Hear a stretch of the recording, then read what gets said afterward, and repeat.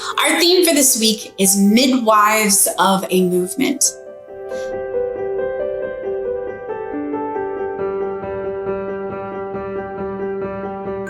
We begin with the scripture from the Gospel of Matthew that gives the lineage of Jesus.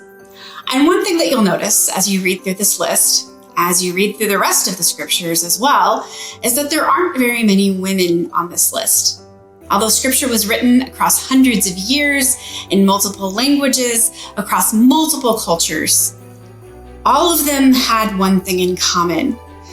Women were never treated equally with their male counterparts. At best, they were treated as second-class citizens. At worst, they were treated as chattel, less valuable than the average slave.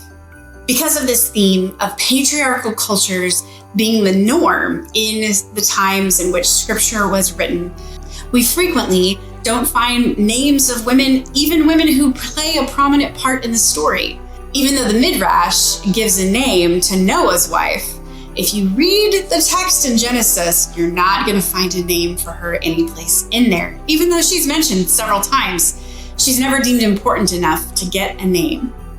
So when we read a woman's name in scripture, it's important that we sit up and that we take notice. The women who appear in scripture, the women who are named, the stories that are told about women in scripture are granted far and few between, but they are all extraordinary women who fight against oppression, who fight against tyranny, who stand up for their faith, who stand with God on their side. And so despite the fact that none of them had political presence, none of them had political power on their side, and so despite the fact that none of these women had the cultural power of society on their side, none of them had the strength of most of their male counterparts, these women were strong because they stood strong in their faith. They stood strong in their beliefs. They stood strong in the knowledge that God was a part of their story and would not let them go.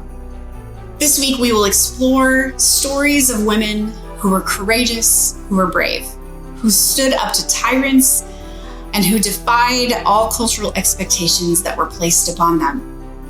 Our stories range all the way from Shiphrah and Puah, midwives who stood up to an almighty, all-powerful Pharaoh, all the way up into the story of Mary, mother of Jesus. We find through the scriptures that Jesus was raised by extraordinary women and surrounded by extraordinary women. And so it's no surprise that he also valued the women with whom he was in ministry during his life. Although none of these women had physical strength or power as the world understands it, they had the power of the divine backing them up. They had the power of family, whether it was chosen family, family by marriage, or family by birth. They had the power of God's love behind them.